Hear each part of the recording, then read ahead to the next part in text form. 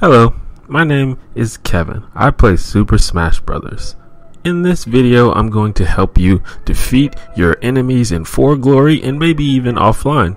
Now, I'm not the greatest player of all time, but I do my best and I've learned a couple things along the way. This video is aimed at beginners, or at least people who don't have a very high win rate.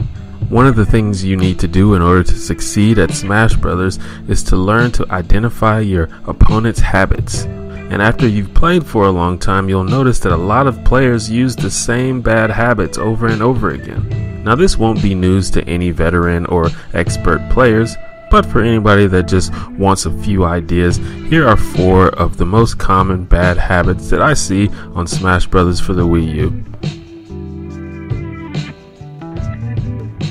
Now, if you've ever played For Glory, you know a little bit about rolling. Rolling is really good in this game, and it's even more effective online due to things like lag and input delay. So a lot of players online like to use rolls a lot because they're pretty effective. However, if you become super predictable with it, just like anything else, it can be punished. Now, since the frame data of rolls is so good, it's often hard, if not impossible, to punish them on reaction. So what you'll have to do is make a bold prediction, or what they call a hard read. So the easiest way to punish that is to run to where your enemy is going to roll.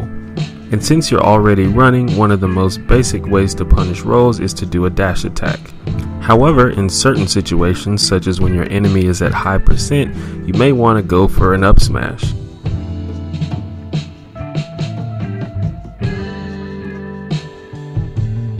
If you're falling to the ground and you press a shield button right before you hit the ground, you'll tech.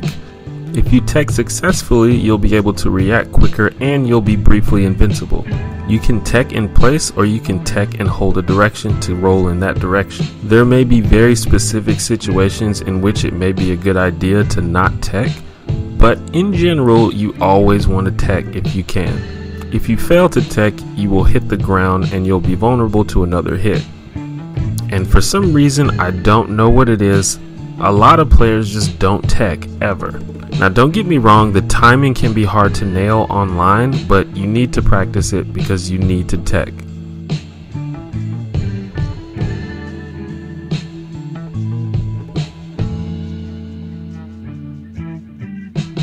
A lot of the time when a player gets knocked to the ground, they immediately want to get back to the fight, so they just panic and start pushing buttons and immediately roll up.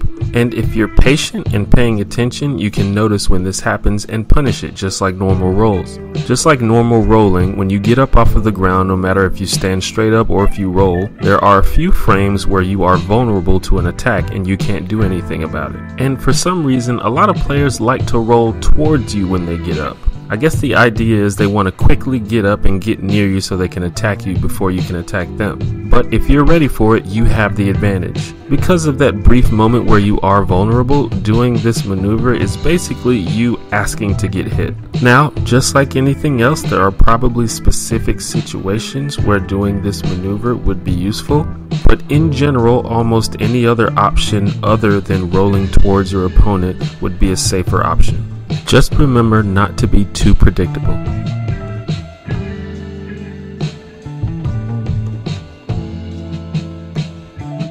Some characters in Smash Bros. Prefer the air, but in general, being in the air is a disadvantageous position, and whenever you are in the air or get knocked into the air, your goal should be to get to the ground as safely as possible. Now, depending on the character and depending on how good your opponent is, this is often easier said than done. However, some players that I've seen don't even try.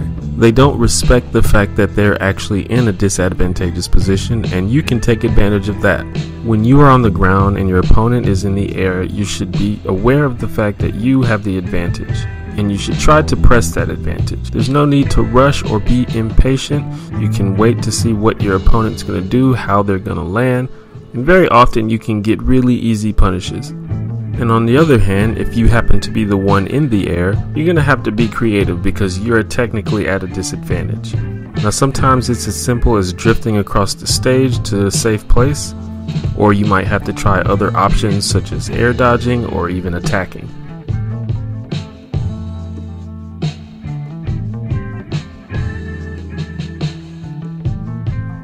Now, if you haven't been paying attention to these aspects of the game before, doing so should be able to help you do a lot better in For Glory and maybe even offline matches. And keep in mind, the game gets much deeper than these 4 things, and not everybody on For Glory is a scrub. You will encounter some really good players on there that don't do these things. And also keep in mind, these aren't 100% hard, fast, golden rules. It's not about never doing these things, it's about not being predictable and not relying on them. Anyway, I hope you liked the video. Leave me some feedback and comments, see if I missed anything or if the video was helpful or not helpful. I'm interested to know.